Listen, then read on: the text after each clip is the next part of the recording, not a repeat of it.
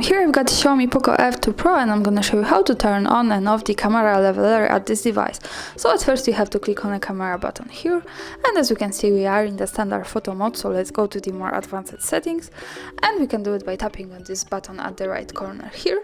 And as you can see here we have different settings to manage, and one of this is the straighten, so by tapping on this we can easily turn it on and turn it off. This is our leveler, and this is how it looks like. So it generates as this line, and this helps to keep our photographic topic straight when we need to. And this is how it works. So of course when we want to turn it off, we go back again to the right corner and tap on this again. And as you can see, for now it's gone.